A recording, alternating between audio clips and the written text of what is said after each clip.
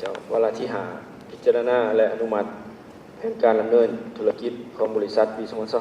2025กำลังการผลิตเขื่อนพลังน้ำอยู่ในการคุ้มครองทั้งหมด14เขื่อนรวมกำลังติดตั้ง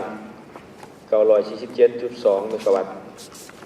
เขื่อนไฟฟ้าพลังน้ำของผู้ผลิตไฟฟ้าอิสระทั้งหมด18เขื่อนรวมกำลังติดตั้งตามสัดส่วนที่ถือหุ้น 1,075.02 เมกะวัตต์รวมกำลังติดตั้งทั้งหมด 2,022.42 เมกะวัตต์แผนการผลิตพลังงานไฟฟ้าตัวเลขแผนผลิตจากเขื่อนที่พลคุ้มครองเท่ากับ 3,282.22 กิกะวัตต์โมง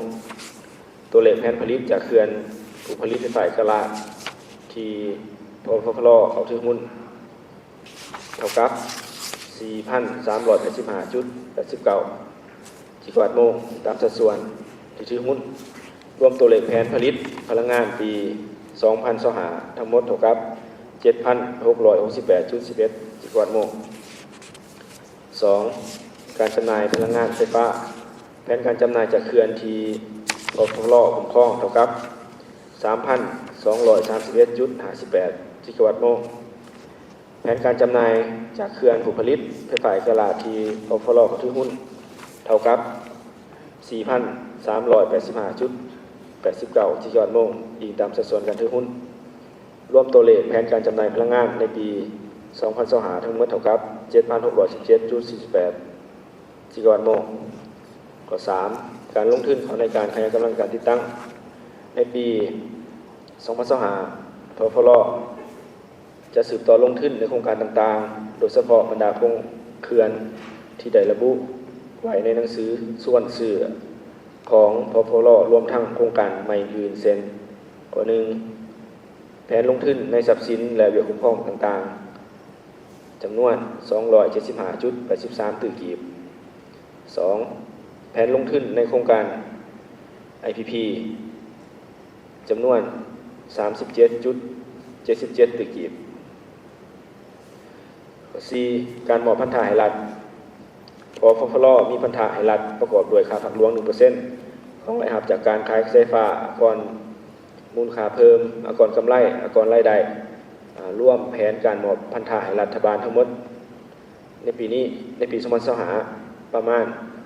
63.55 ตื้อกีบ 5. การพัฒนาทรัพยากรมนุษย์เพื่อให้สามารถตอบสนองได้ความมีความต้องการของการเงินธุรกิจในอนาคตพลได้เอาใจใส่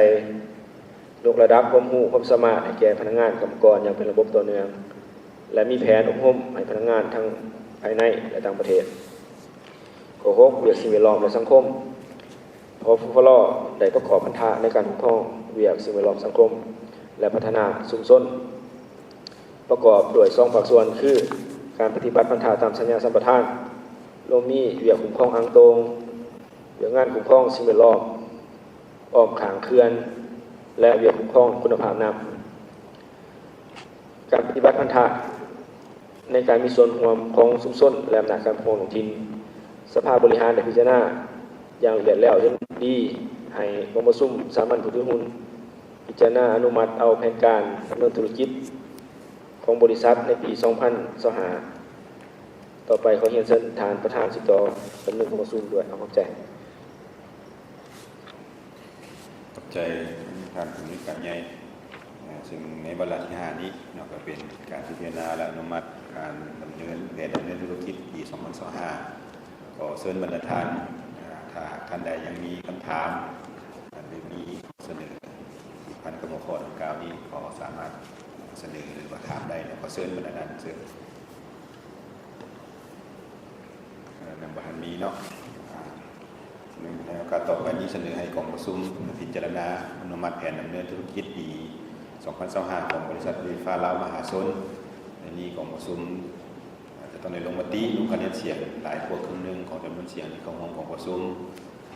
ท่านผู้ถือหุ้นที่เข้าร่วมแบบซ่องหน้าสามารถยกบัตรในกรณีหากว่าบ่เห็นดีเพื่อพวกเขาจะได้ไปเก็บเอาบัตรลงคะแนนเสียงของท่านใดที่เข้าร่วมทางออนไลน์แม้นสามารถกดเห็นดีหรือบ่เห็นดีได้ ฉะนั้นต่อไปขอเชิญบรรดาทานลงคะแนนเสียง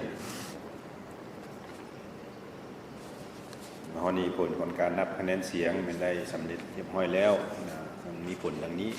1เป็นเห็นดี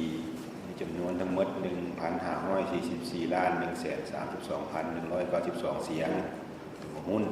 เท่ากับ100 ส่วนห้อยเทียบใส่จำนวนหุ้นของผู้ถือหุ้นที่เข้าร่วมของประชุม2เป็นบ่เห็นดี0 เสียงหรือ0 หุ้นเท่ากับ0 ส่วนห้อยเทียบใส่จำนวนหุ้นของผู้ถือหุ้นที่เข้าร่วมของประชุมอันนี้มติเป็นเอกภาพอนุมัติแผนการดำเนินธุรกิจของบริษัทบฟฟลประจำปี 2025ด้วยคะแนนทั้งหมด 1,544,132,192 เสียงหรือหุ้นเทียบกับ100 ส่วนห้อยของจำนวนเสียงทั้งหมดที่เข้าร่วมของประชุมนั่นถือว่าพวกเราได้มีการรับรองในวาระที่5ในโอกาสต่อไปนี้ก็เกิดปฏิบัติตามขั้นตอนและหลักขอเชิญท่านผู้อำนวยการใหญ่เสนอวาระที่6